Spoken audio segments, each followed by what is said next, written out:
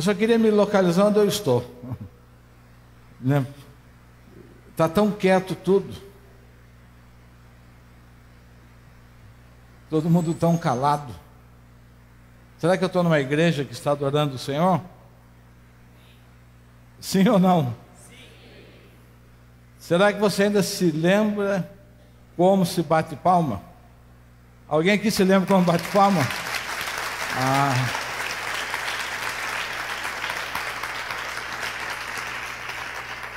Será que alguém aqui se lembra como faz um ru-ru? Amém. Será que alguém se lembra como responde quando eu falo, você pode mais? Sim, eu posso. Amém. Poxa, eu pensei que eu estava em outro lugar hoje. Pensei que estava no cinema ou numa apresentação de orquestra onde o silêncio é total, né? Feche seus olhos. Se nós conseguimos entender o que Deus tem para a nossa vida nesta noite, eu vou lhe dizer que há uma chave poderosa. Há uma chave poderosa de Deus para a sua vida nesta noite. Eu posso dizer que esta chave pode abrir portas na sua vida que vai te levar a lugares espetaculares, a lugares tremendos na presença de Deus. É necessário que você entenda, é necessário que você receba. Permaneça de olhos fechados. É necessário que você entenda que Deus quer te abençoar nesta noite, que Deus quer produzir algo novo sobre a sua vida. Deus quer tirar você da mesmice. Pai amado, em nome de Jesus, nós te louvamos, te bendizemos, te rendemos, Pai, graças por esse período de adoração, em que teu Santo Espírito nos inspirou a estar na tua presença e te adorando por toda essa semana, reconhecendo a tua grandeza, o teu amor, o teu poder. Pai, nós reconhecemos a fortaleza que o Senhor é. Nós reconhecemos, Pai, que nenhum inimigo pode ficar de pé diante do Senhor, porque o Senhor abate a todos, que todos foram derrotados em nome de Jesus. Por isso, nessa noite eu posso amarrar, amordaçar e expulsar, em nome de Jesus, todo e qualquer espírito contrário, todo e qualquer espírito de zombaria, caia por terra agora em nome de Jesus, e eu te dou uma ordem fora, em nome de Jesus. E que a tua palavra, Pai, te peço, possa produzir o efeito para o qual ela está sendo liberada, para produzir um povo que seja o teu sonho, em nome de Jesus. Amém. Abra sua Bíblia no Evangelho de Mateus, capítulo 14, verso 30, apenas duas palavrinhas, que está no meio desse versículo,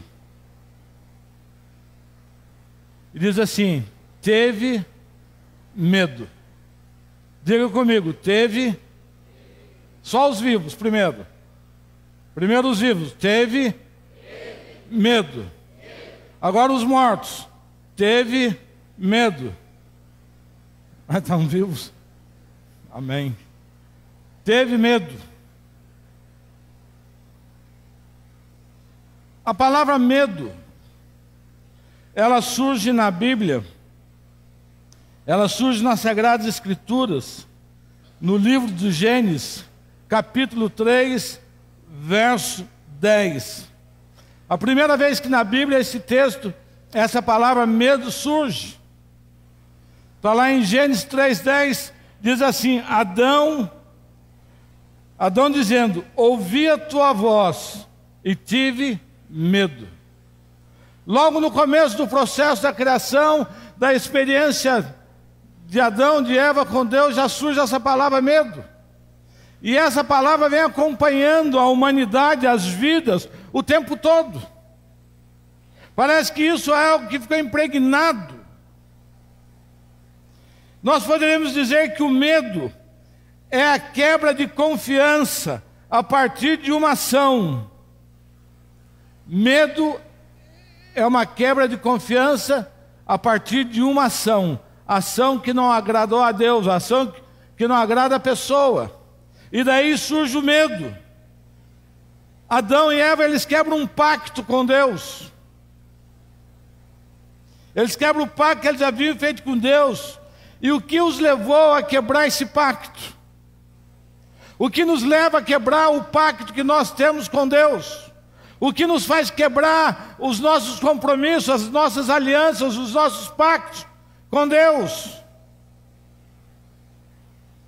Foi ouvir a voz da serpente. Você ouvir a voz da serpente, você ouvir a voz de Satanás, faz com que você quebre o seu pacto com Deus.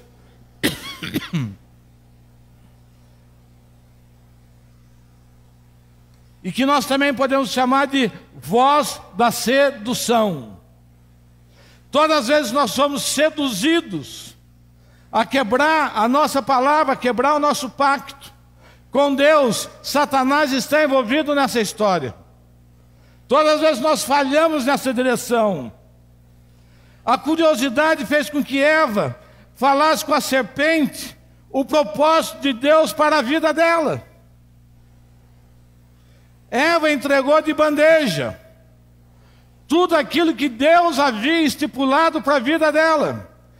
Eva entregou para Deus todo o propósito de Deus. A curiosidade fez com que ela falasse com a serpente. E a curiosidade nos move a isso, a falarmos com a serpente, a falarmos com Satanás, a falarmos dos propósitos de Deus para a nossa vida. E eu quero que você entenda muito bem isso, porque hoje nós continuamos cometendo o mesmo erro. Hoje nós continuamos falando do propósito de Deus para a nossa vida com Satanás, através de tantas coisas. Às vezes nós falamos isso por causa da sedução, por causa do medo, porque Satanás vem para tentar tirar daquilo que é precioso no nosso coração. Satanás quer tirar de nós os valores que Deus colocou no nosso coração, os princípios que está colocado sobre a nossa vida. Por isso que você tem que cuidar com quem você fala. José cometeu um equívoco. Ele falou para os seus irmãos do sonho que Deus havia dado a ele. E os seus irmãos se tornaram o inimigo mortal dele por inveja, porque José falou do propósito de Deus para pessoas erradas.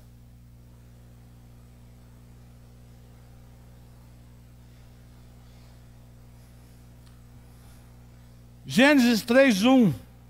E assim que Deus disse, falando à serpente: não comereis de toda a árvore do jardim. Assim que Deus disse, a serpente falando: não comereis de toda a árvore do jardim. A serpente lançou um ponto de interrogação na cabeça de Eva. Como é? Você não pode comer de todo fruto? Você não pode fazer o que você quer na sua vida? Você não pode avançar, você não pode abusar, você não pode se tatuar, você não pode colocar piercing, você não pode ir para a balada, você não pode mentir, você não pode roubar. Quem disse que não pode? Uau, gostei desse uau.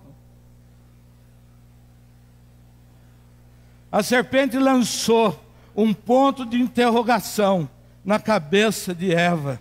A serpente colocou o primeiro ponto de interrogação. Você está decidido a fazer a coisa certa na sua vida? Você decidiu na sua vida fazer a coisa certa, andar no caminho certo? Mas Satanás traz um ponto de interrogação sobre a sua vida. E o ponto de interrogação é sempre o início do fim ou da queda. Diga comigo, o ponto de interrogação é o início da queda. Toda vez que Satanás trouxer um ponto de interrogação na sua cabeça, naquilo que você tem que fazer, no seu chamado, você pode saber que está preparando a sua queda.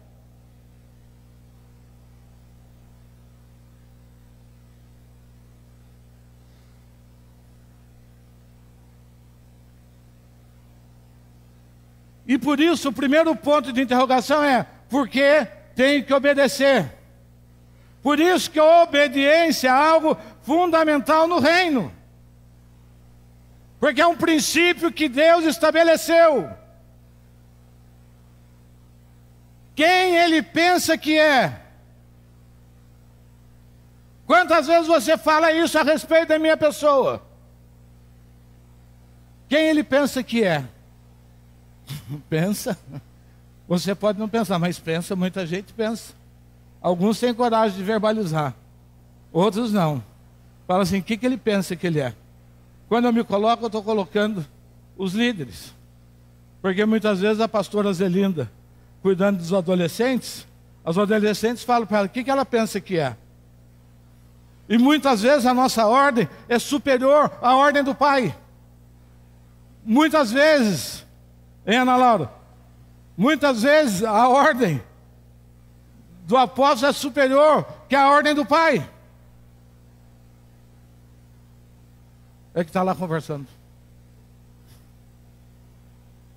Então, quem você pensa que é? Apóstolo, o que você pensa que é? Eu vou contar para vocês: eu não sou absolutamente nada. Apenas servo do Senhor. Nada além disso. Então, toda vez que o ponto de interrogação serve, vem na sua vida, por causa do ponto de interrogação, o homem perdeu a sua inocência. Esse ponto de interrogação que veio na cabeça de Eva tirou o homem da sua situação de inocência. O propósito de Deus para que vivêssemos eternamente sem pecado neste corpo. O propósito de Deus para que vivêssemos eternamente neste corpo sem pecado. Este é o período da inocência. Era um período de governo.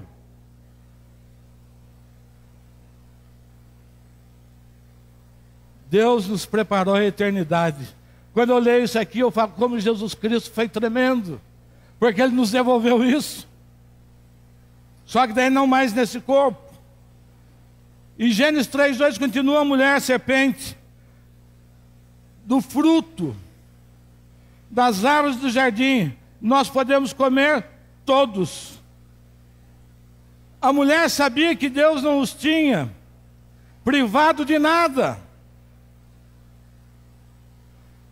Diga comigo: Eva sabia que Deus não tinha privado ela de nada. Ela podia transitar pelo jardim, comer da fruta que quisesse. Não havia falta de nada para Eva. Eva era preenchida, Adão era preenchido nas suas necessidades por completo. Ele tinha um paraíso.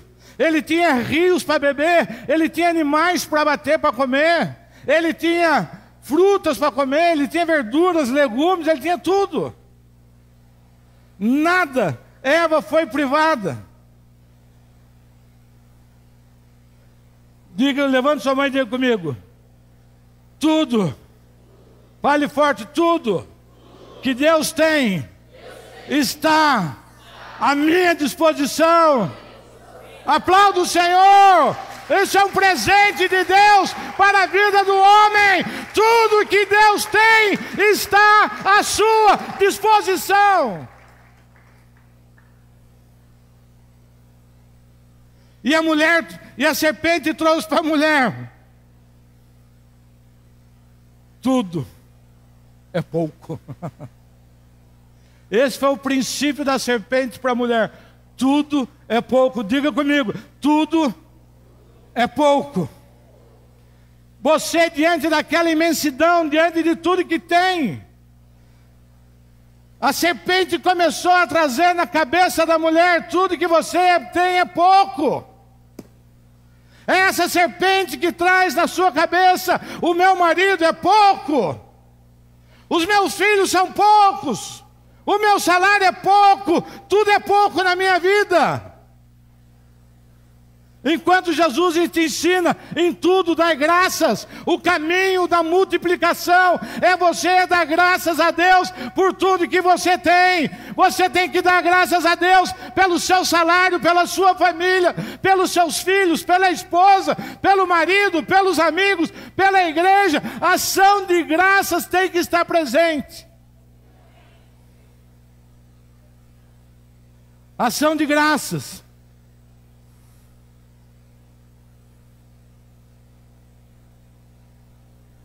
E esse sentimento é muito visível na vida das pessoas. Tudo é pouco. Nunca está satisfeito com o que Deus está fazendo. Que tristeza que dá quando você vê Deus abençoando e a pessoa achando que ainda é pouco o que Deus está fazendo. Tudo é pouco. Você tem tudo à disposição. Deus não estabeleceu nenhum limite para nós. Você pode nesta noite decidir com a sua vida chegar aonde você quer chegar em nome de Jesus.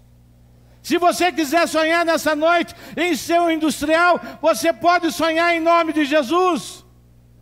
Se você sonhar em ser um professor, se você sonhar um cientista, se você sonhar em casar, se você sonhar em ter filhos, pode sonhar com o que você quiser.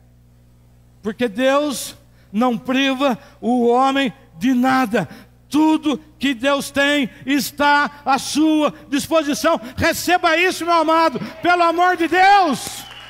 Receba, fale isso para mim. Deus colocou à minha disposição. Oh!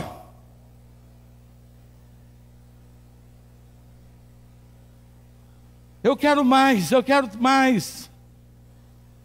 E para eu ter mais, eu desobedeço. Para ter mais, eu vou aonde Deus falou para eu não ir. Gênesis 3:3. Mas do fruto da árvore que está no meio do jardim, disse Deus: não comerei deles, nem nele tocareis, para que não morrais. Gozado, Deus separa naquilo tudo uma árvore. No meio de toda aquela imensidão, Deus fala: uma árvore você não toca. De uma árvore você não come o fruto.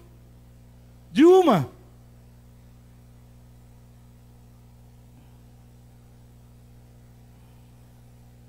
E por quê?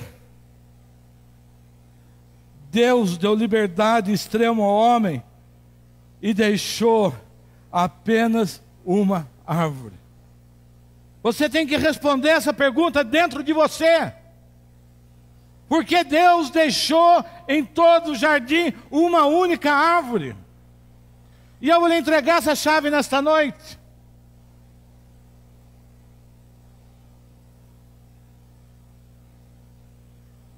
Deus tinha tido uma dificuldade no céu.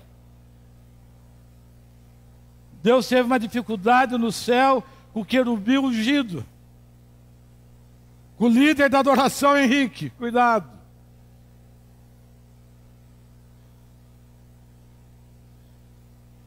Deus teve uma dificuldade com aquele anjo, que era líder.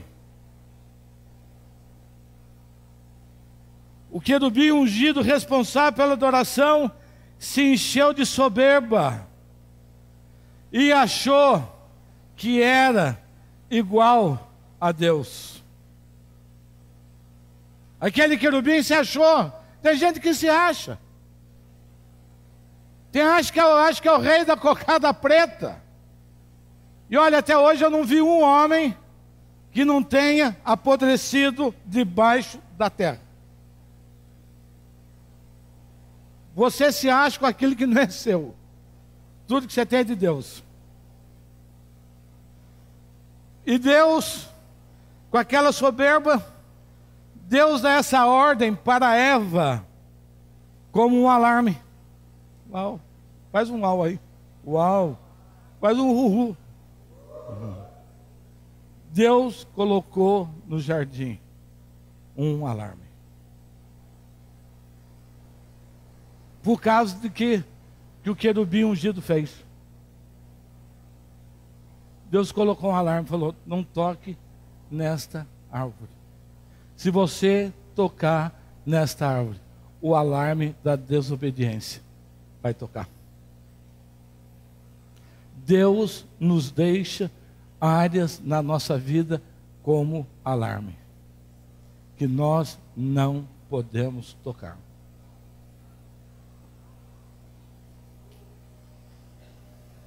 Deus colocou no paraíso um alarme. Se você tocar nessa árvore, vai soar o alarme. Deus está dizendo: se o espírito de Satanás chegar à terra, a desobediência vai ser o sinal que ele está na terra. Vocês não entenderam nada. Azar de vocês. Se o espírito de Satanás que veio sobre a terra caiu, chegou à terra, e Satanás foi desobediente, e Satanás foi soberbo, então Deus falou: quando este sinal da desobediência, da soberba estiver na terra, é sinal que Satanás está ali. Um alarmezinho simples. A desobediência vai ser o sinal. Gênesis 3:4. Então disse a serpente: certamente não morrereis. Diga comigo: certamente não morrereis. A serpente colocou em xeque a autoridade de Deus. Pode comer, pode desobedecer, que você não vai morrer. Tem muita gente desobedecendo e achando que não vai morrer. Eu vou dizer para você que você vai morrer, com todo amor. Porque o preço, o salário do pecado é a morte.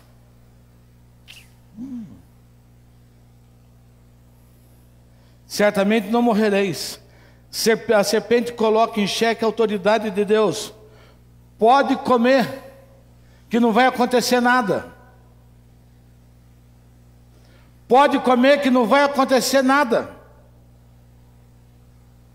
Quanto de nós estamos comendo e achando que não vai acontecer nada? Quanto de nós estamos pecando? Quanto de nós estamos mentindo? Quanto de nós estamos cheios de soberba? Estamos dizendo: não vai acontecer nada. Você está escondido atrás de uma premissa falsa.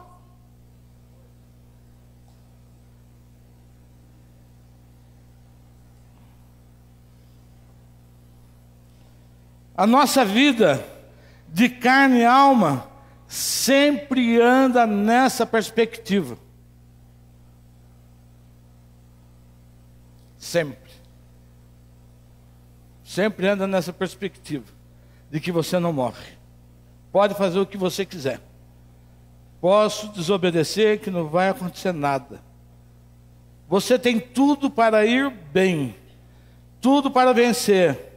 E Satanás vem na tua vida e diz: não vai acontecer nada. A bênção está na sua mãozinha. Deus tem um propósito estabelecido sobre a sua vida de vitória. Deus tem um propósito estabelecido na sua vida de conquista. E Satanás vem e fala: pode fazer, que não vai te acontecer nada.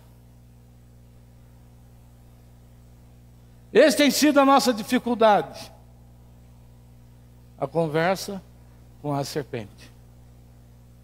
A desobediência. Colocamos em xeque aquilo que Deus tem na nossa vida. Deus não tem limite de bênçãos. Vocês vão me ouvir pregar isso a vida inteira. O dia que você estiver doente no hospital para morrer, eu vou falar, quero falar a última palavra. E a minha palavra vai ser essa. Deus quer te abençoar. Só a sedução vai nos tirando disso.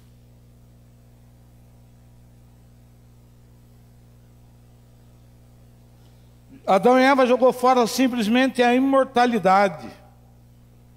Adão e Eva jogou fora a plenitude daquilo que o Senhor havia depositado neles. Diga comigo, Adão e Eva jogou fora a imortalidade, a plenitude que o Senhor havia depositado neles. Jogou fora. Sentimentos que eles não tinham, começaram a ter.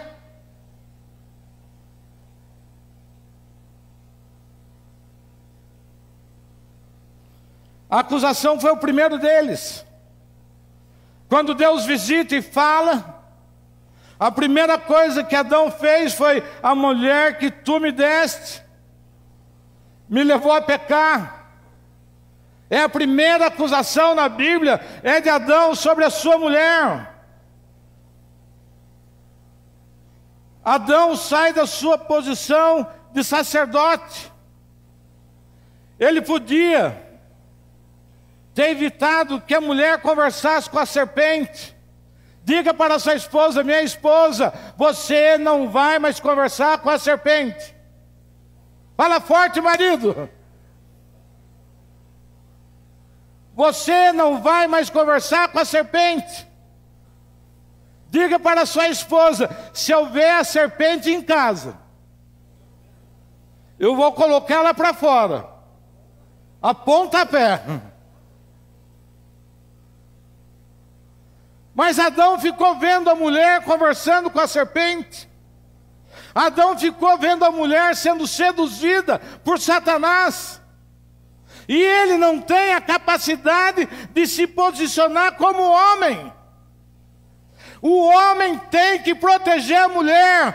O homem tem que ser o incentivador da santidade da sua mulher. Diga para a sua esposa: minha querida, eu vou ser o incentivador da sua santidade.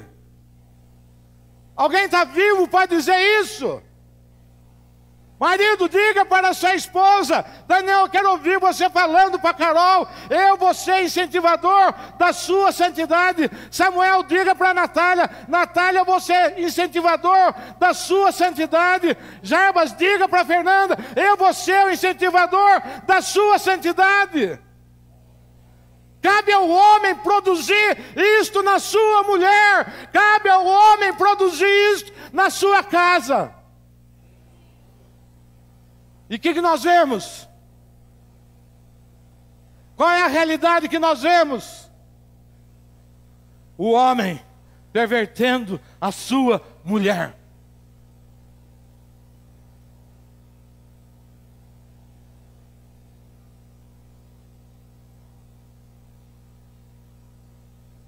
Em vez de você ser um ativador de santidade, você é um ativador do pecado, porque você não cumpre o seu sacerdócio. Eu sei que não é agradável ouvir isso, mas eu tenho que falar. Deus está produzindo nessa casa um novo padrão de matrimônio. Deus está preparando homens com H maiúsculo nessa casa. Deus está preparando sacerdotes com S maiúsculo nessa casa. Quanta perversão!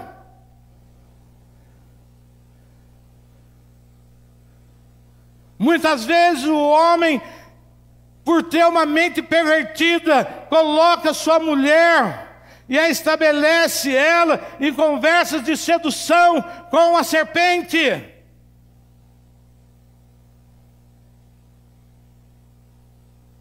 Quantas vezes o homem, por uma mente pervertida, entra dentro de um quarto e fala: eu posso fazer tudo com a minha mulher.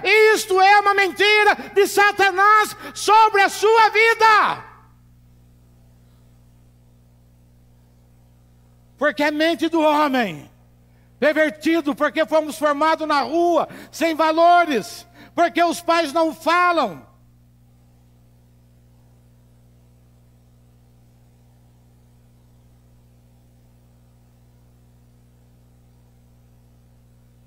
E você coloca a sua esposa nessa situação. Eu vou dar uma notícia para você. A sua esposa não é tua. A sua esposa não é tua. Marido, diga para a sua esposa: você não é minha. Você está sobre o meu governo. Diga para a sua esposa: você está sobre o meu governo. A sua esposa é do Senhor. E um dia você vai ter que ir lá no tribunal. E o Senhor vai perguntar: e a sua esposa, que eu entreguei na sua mão para você cuidar, para você me devolver sem mácula, sem ruga, lavada pela água do Espírito. Mulherada, se eu fosse vocês, eu dava um grito pro alto.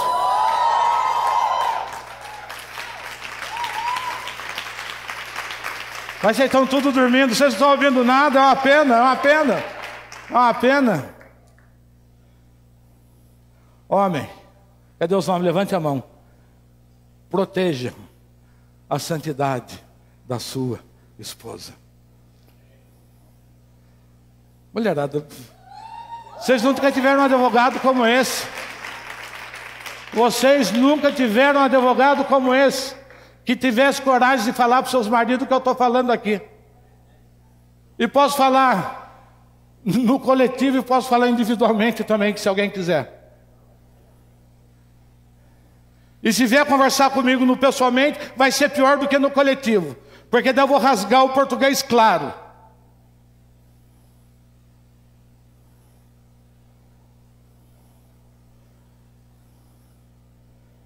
O que eu mais vejo é o contrário disso. É o homem trabalhando contra a santidade da sua esposa. Gênesis 3:5. E aqui Satanás aplica o golpe final. A serpente instiga a mulher contra Deus. A serpente instiga a mulher contra Deus. A serpente já sabia qual seria a punição. Vamos ver.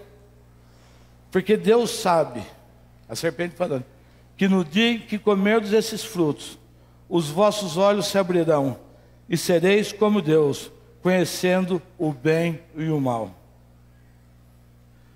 A serpente está falando para a mulher: você não vai mais precisar de Deus para ter discernimento do que é certo e do que é errado. Você vai estar na exposição de Deus. Você vai julgar o que é certo e o que é errado.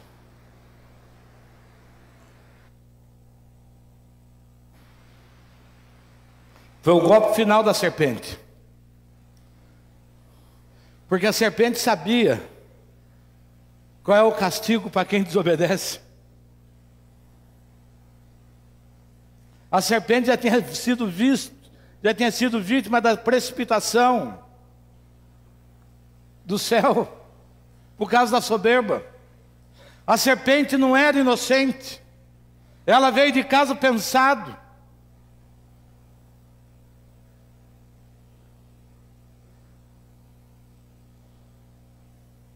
Você não vai mais precisar de Deus, porque você já sabe o que é bom, o que é ruim. Isso é o que eu mais escuto Eu sei o que é bom. Eu sei o que é bom. Eu decido. Eu decido. Tem nome, eu decido. Decide nada. Você apenas está atraindo a ira de Deus sobre a sua vida.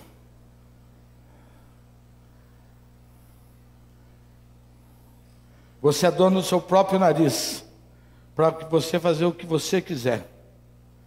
Deus havia colocado o homem para governar sobre tudo e todos. E com a desobediência ele perde essa condição. Perdeu a condição de governo. Gênesis 3:6, a mulher comeu e deu ao seu marido.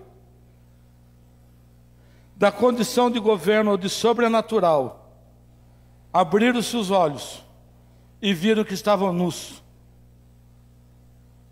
Viram que tinham perdido o revestimento que estava sobre eles, da pureza, da inocência. Quando eles viram que estavam nus, eles souberam que tudo havia acabado. E é interessante que Jesus começa aonde terminou Adão e Eva. Adão e Eva terminou dizendo que estavam nus. E Jesus começa na cruz, nu. Não, pode dizer um amém pelo menos. Você já tinha ouvido isso? Vocês já tinham ouvido isso? Vamos falar sério. Eu estou falando alguma abobrinha para vocês hoje? A gente não entende o que a Bíblia fala, o que ela aponta. Adão e Eva terminou aonde Jesus começou. Terminaram nus, com toda a vergonha. E Jesus começa nu, com todo o pecado da terra sobre ele.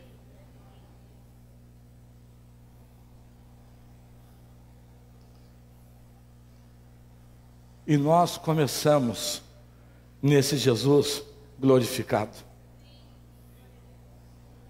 Amém, isso aí, Suzana. Suzana, levante e diga um amém para dizer que uma pessoa aqui entendeu o que eu estou falando. Amém! Tremendo, gente. Um salvou um. Não está tudo perdido. Eu pensei que vocês fossem se alegrar com isso. Que nós começamos aonde Adão e Eva terminou.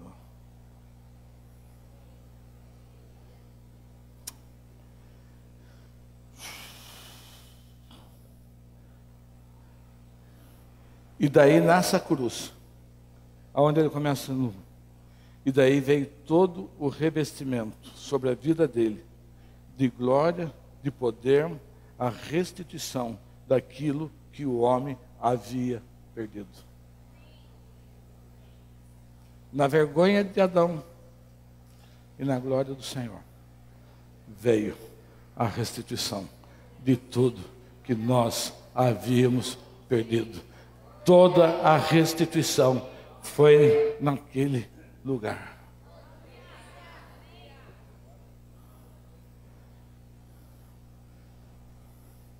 Até aqui foi só o preâmbulo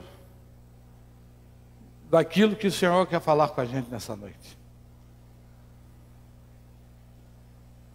Diga comigo, teve medo? Eu não ouvi daqui, teve medo? Eu tenho andado na cola dessa palavra medo. Sou um perseguidor dela. Aonde eu vejo, eu quero localizar por que ela está ali. Porque eu sei que ela é porta de entrada para um monte de coisas na nossa vida. O medo nos faz cometer tanta besteira. E eu estou na cola dela. Você tem medo de amar? Você tem medo de perder? Eu tenho visto muita gente errando porque teve medo. O Henrique pregou ontem à noite na ceia, e ele falou sobre a adoração de Pedro. E quando ele pregava essa palavra, teve medo, gritou nos meus ouvidos, E eu vou ser breve com isso. Aqui eu começo a fechar essa ideia sobre o medo, sobre aquilo que Adão e Eva viveu naquele momento.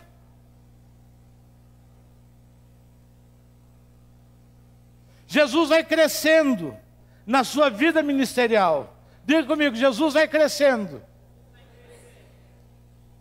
E à medida que ele cresce, ele vai revelando quem ele é.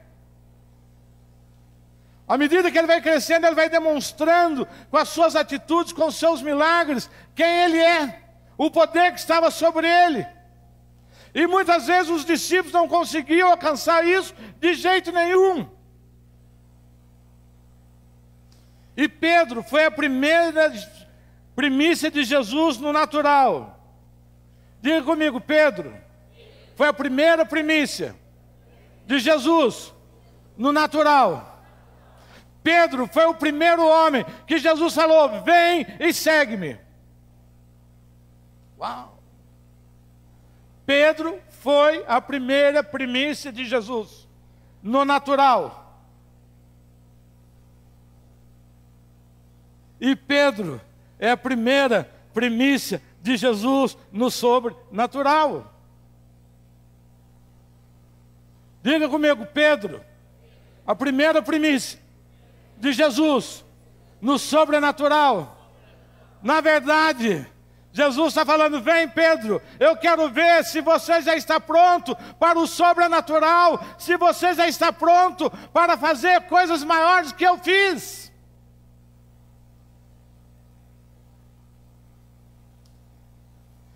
Pedro, ele é alvo de 3 primícias do Senhor.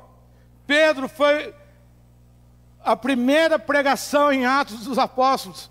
Pedro foi a primeira primícia no natural. Pedro foi a primeira primícia no sobrenatural. Pedro foi a primeira primícia na primeira pregação e trouxe mais de 3.000 almas à salvação.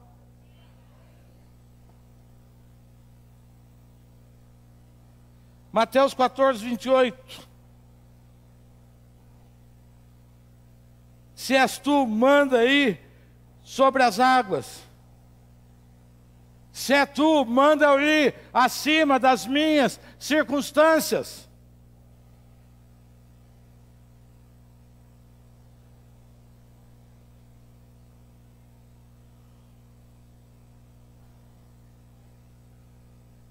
Diga comigo para Jesus nessa noite: Jesus, se o Senhor é na minha vida, me manda aí sobre as águas. Me manda aí sobre o sobrenatural. Vocês não estão entendendo nada. Sinto muito.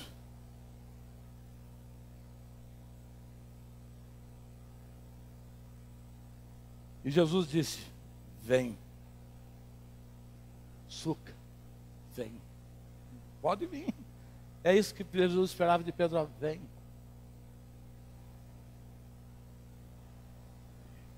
Vem, André. Isso aí que Jesus espera de você.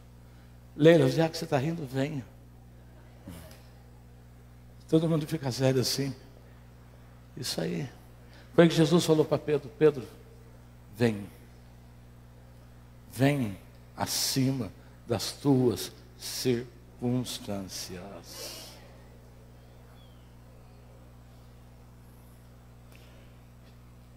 Pedro foi a primícia do sobrenatural que Jesus estava chamando os seus discípulos. Era uma amostra grátis daquilo que eles iriam viver. Andar sobre as águas era apenas uma amostra grátis daquilo que eles iriam viver.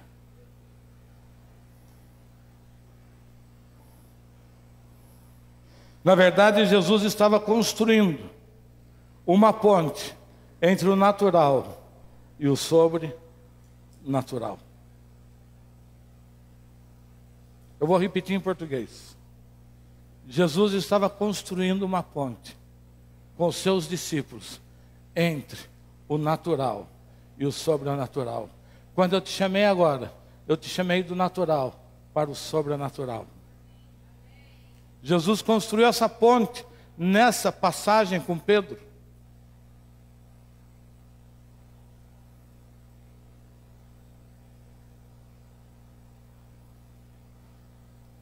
E quando você olha Jesus no sobrenatural, você tem medo de ir ao encontro dele. A nossa dificuldade é que nós temos medo de encontro a Jesus no sobrenatural. Nós queremos viver no natural. E Jesus quer que você venha no sobrenatural. Você quer andar no carnal, e Ele quer que você ande no espiritual.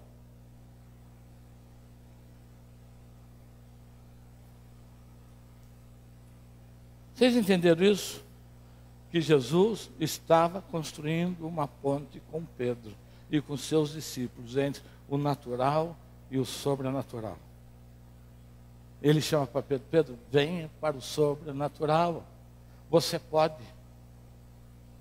Diga para o seu irmão: você pode andar no sobrenatural. Diga para o seu irmão: você pode andar no sobrenatural. Você pode andar no sobrenatural. Cante isso comigo: você pode andar no sobrenatural. Você pode andar no sobrenatural. E quando você começa a andar no sobrenatural, as coisas mudam de dimensão.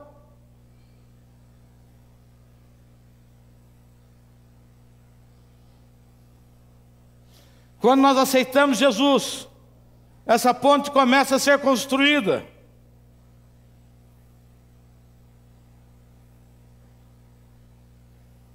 Em nossa vida. E tem um determinado ponto da nossa conversão que Ele nos chama para passar do natural para o sobrenatural. Todos nós temos esse momento em que o Senhor nos chama do natural para o sobrenatural. Tem todos nós um momento que nós deixamos de ter uma vida medíocre. E para ver as coisas acontecendo no sobrenatural. Tem muitas coisas que você quer, levante a sua mão. Tem muitas coisas que você quer que está no sobrenatural, não está no natural. Você está brigando no natural para aquilo que está no sobrenatural. E por isso não chega. Porque você não constrói no sobrenatural. Tudo que você quer, tudo que você busca, você só busca no natural. E a hora que você começa a buscar no sobrenatural, as coisas começam a ser desatadas a seu favor, em nome de Jesus. Porque no sobrenatural está o coração de Deus. E tudo que queremos já existe no coração de Deus.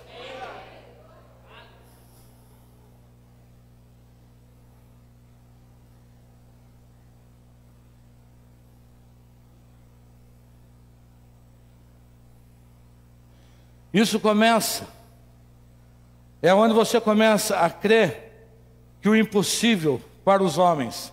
Levante a sua mãozinha e diga comigo: que é impossível para os homens é possível para Deus.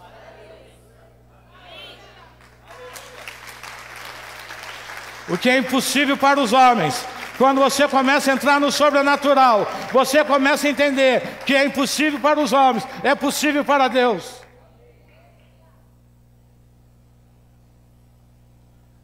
E muitos nessa travessia começam a fazer que nem Pedro. Começa a observar o vento forte. O que nos faz cair é observar o vento forte. É as circunstâncias. O que é o vento forte que tira o seu foco de Jesus? As antigas amizades é um vento forte que tira você do seu foco, tira você do seu propósito. Eu decidi andar com Jesus, mas as suas antigas amizades te puxam para um caminho velho.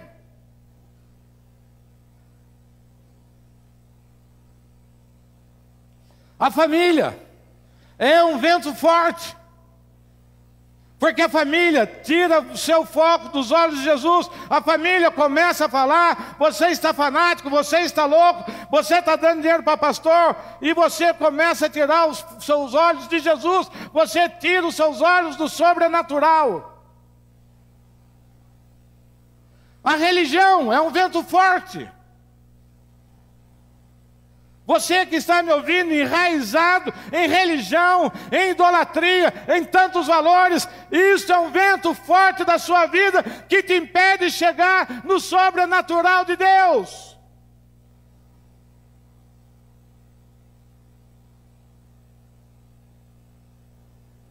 Vento forte. Jesus estava lá falando: vem, Pedro. E Pedro preferiu olhar para o vento. Você prefere olhar para as coisas que te rodeiam.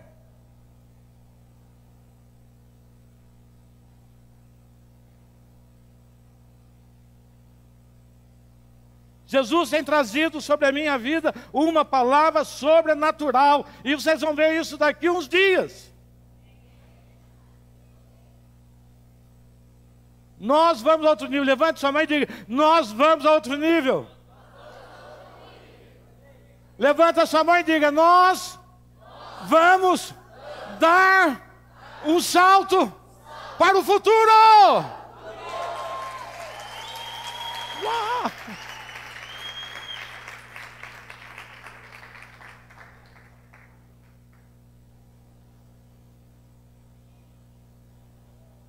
Isso aí, Léo, isso aí, Léo. Vai pulando de volta, Léo, porque você vai dar um salto para o futuro. Diga para o seu irmão: você vai dar um salto para o futuro. A sua realidade vai mudar. A sua realidade vai mudar.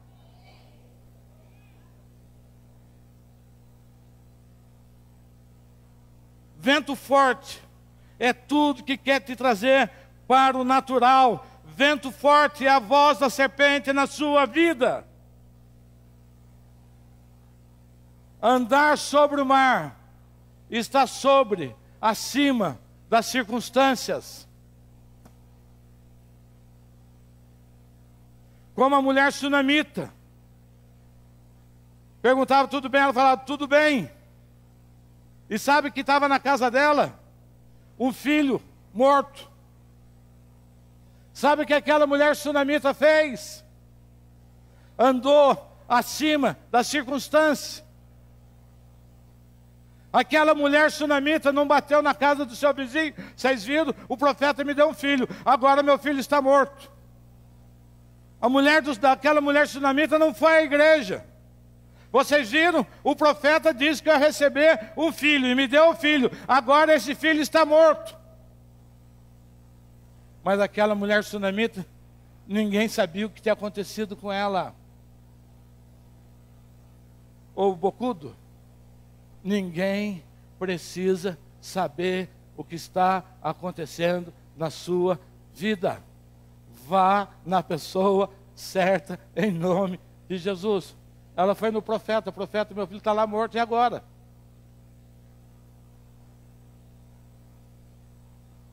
Diga para o seu irmão: se você não pode me ajudar, não me atrapalhe.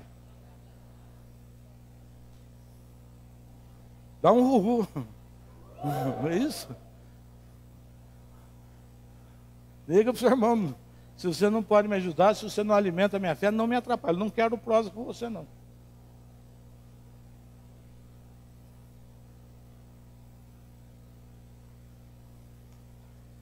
Jesus nunca, diga comigo, Jesus nunca teve medo.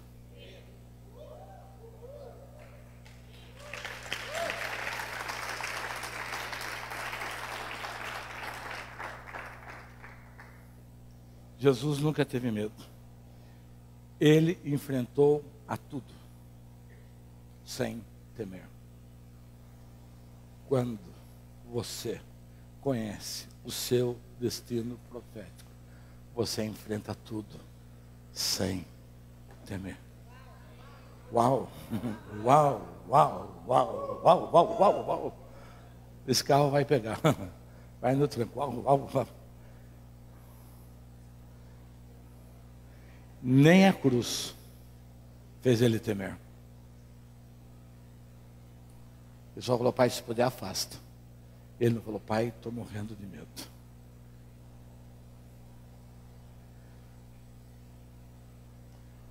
Quando você sabe da sua importância na vida das pessoas, quando você sabe da importância do seu propósito na vida das pessoas, você perde o medo.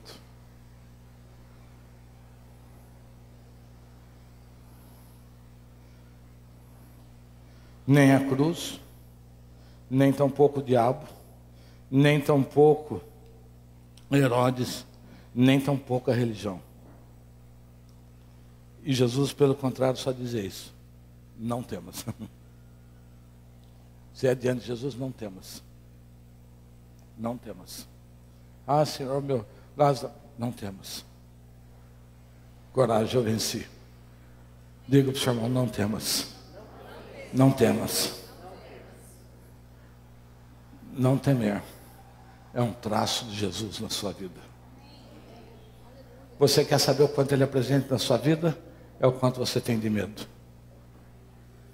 Muito medo, pouco Jesus.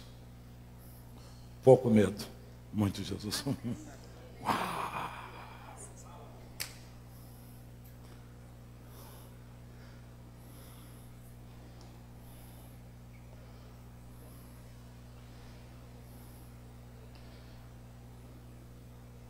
Para irmos a um nível de adoração extrema, nós temos que perder o medo de sua presença.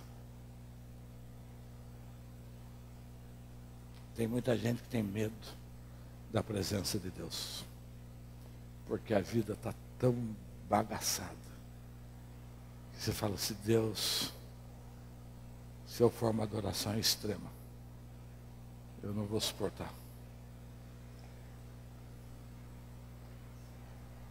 Todas as vezes que nós manifestamos medo, nós estamos impedindo Deus de agir em nossa vida por falta de fé. Todas as vezes que manifestamos medo, nós estamos impedindo Deus de agir em nossa vida por falta de fé.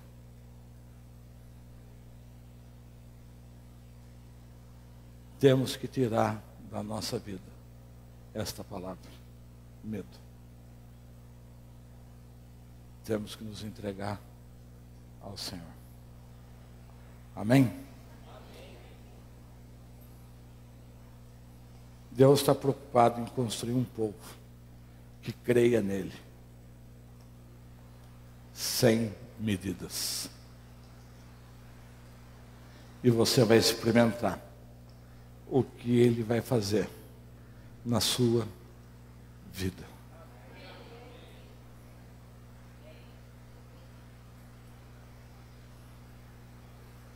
Feche os olhos.